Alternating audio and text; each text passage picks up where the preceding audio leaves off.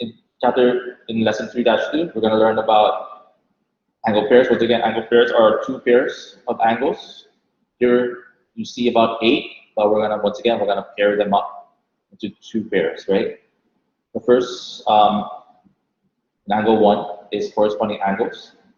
Okay, corresponding angles are a pair of angles found in the same location of each parallel lines.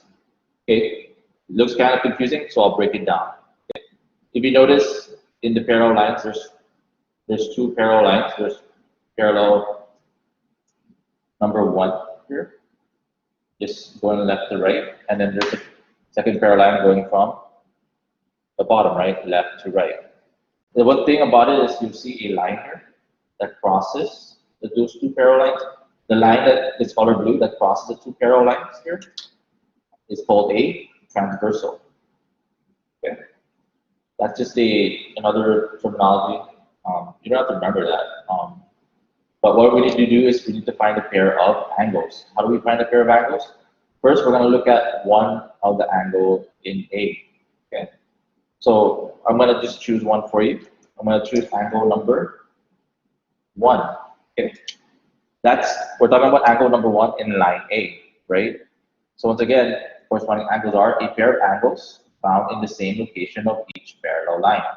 So now we're going to choose one pair, angle 1 in the parallel line A. Now we're going to look at parallel line B, because I didn't really get the chance to explain. So here in parallel line A, angle 1 is located in the top left. So once again, we're saying corresponding angles is a pair of angles that's found in the same location of each parallel line. So since in parallel A, angle 1 is in the top left, so in parallel B, which angle is also located on the top left?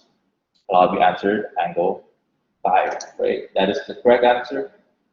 So that's the way I want you to kind of look at it, is look at one parallel line first. Okay, so parallel A, angle 1, and parallel B is angle 5, right? They are both together, they are corresponding angles. Okay, so create a statement here.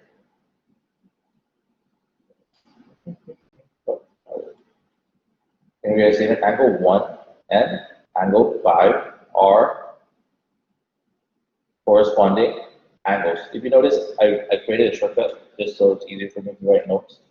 Angle 1 and angle 5 are corresponding angles. So there's a result to whenever we write down that we have corresponding angles, there's a result that comes after it is going to be saying that angle 1 is going to will have the same value or congruent to angle number 5. Yeah. So just a reminder, okay? This symbol means that it is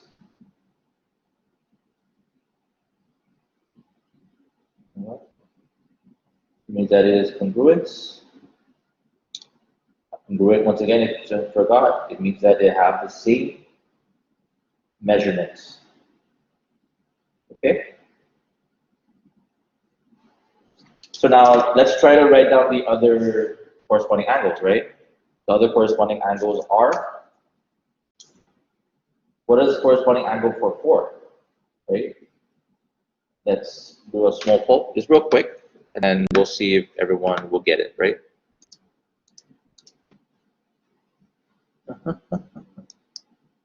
Or sorry, let me get that answer first. So you know that angle 4 will be corresponding to angle number 8. Why? Because in parallel A, 4 is on the bottom right, and it's supposed to be a pair in parallel B. I'll be choosing angle 8 because it's also located at the bottom right of each parallel. In A, it's bottom right, and B, it's in the bottom right. And let's do a last one. Okay. I just wanted to.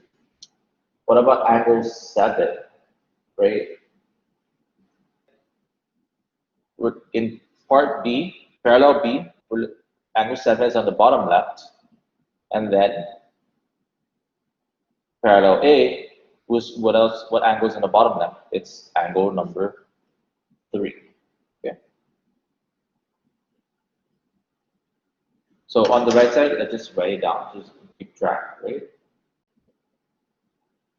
Angle 4 is congruent to angle 8. So I'm already making a conclusion right away because I know that angle 4 and 8 are corresponding angles. So that's why I'm already stating that for angle 4 is congruent to angle 8. You can make very long explanations if you want. That's really up to you how you justify it. So you can say angle 3 and angle 7 are corresponding angles. And as soon as you mention that, then you can state that due to being corresponding angles, you can say that angle 3 is congruent to angle 7. Okay? So it's whichever you want to explain. It's up to you. I'll leave it really based on how fast you're learning. So example number 2, it's kind of easy because I just kind of want to just give you that idea. So here you have 125 here. What's the relationship between angle X and 125? You know that in A, line A and line B, if it's given that they are parallel, well, every example we're going to be giving is all parallel to each other. Since they're all parallel, I know that I can use the corresponding angles rule since I'm given a transversal.